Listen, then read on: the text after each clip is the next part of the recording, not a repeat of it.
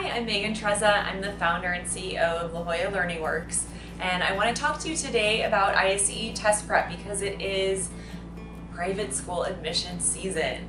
So, just to give you a little background about the test.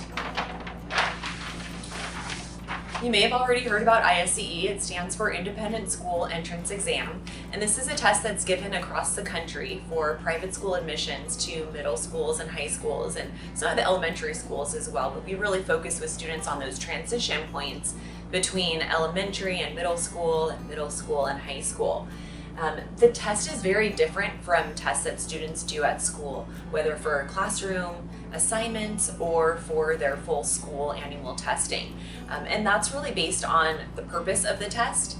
And the purpose of the test is to take students from these high-performing private schools that are applying to a smaller group of private schools and to see the students stratified across the bell curve from the 1st to the 99th percentile. And in order to do that, this test has to be really rigorous. So unlike a classroom testing experience where everybody could get 100%, on ISEE it's designed so that only the top 4th percentile of students could get a perfect score. So that means even a mid-range score is a good score on ISEE, but that also means that taking this test is a bit of a daunting experience for students because it is hard. And so I'll talk to you a little bit about how it is hard or how it is different. The test length is part of the equation here. It's a 3-hour test. And so for students sitting for this test through these 3 hours can be part of the challenge. It covers 4 different multiple choice sections: verbal reasoning, quantitative reasoning, reading comprehension, mathematics achievement, and then a 30-minute essay. So it's a lot to ask of students. And the content is very rigorous. So in order to see students really stratifying that bell curve, you have to have content that goes above grade level. So there is going to be material on there that most students are not familiar with.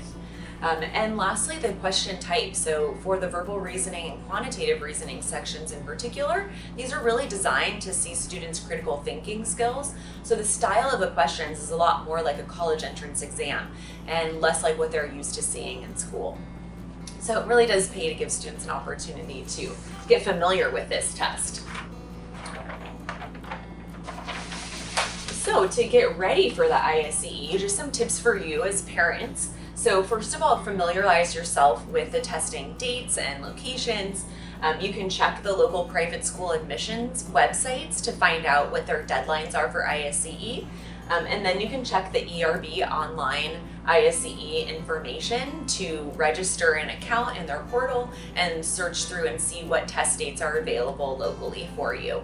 We also have this information in our office. If you want to contact us, we'd be happy to share it with you.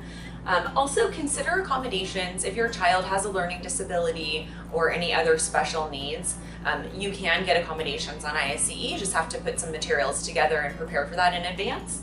And lastly, like I said, it helps for students to have familiarity with this test, so I encourage you to sign your child up for a practice test. We offer these at our office every Saturday and Sunday, so just contact us and we can get you set up.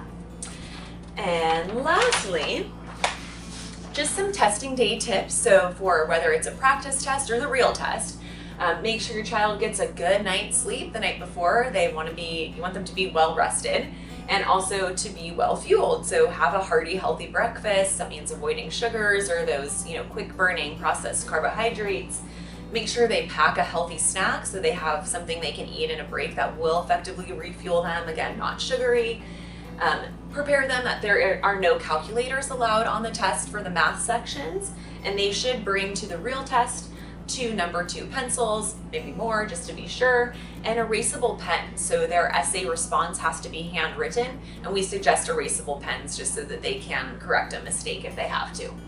And lastly, talk to your child about this test and encourage them to have a real positive mindset, but also a realistic mindset. So knowing that only the top 4th percentile on this test are going to be able to get a perfect score, that means just prepare your child. There's going to be things that they don't know, and that's okay. So you want them to just go through the test, make sure that they're answering all the questions they're able to answer and not sitting getting stuck and worrying about any question that they can't answer. So I wish you and your child a really successful private school admissions season. If there's anything we can do to help you, please contact our office, and we look forward to hopefully seeing you soon.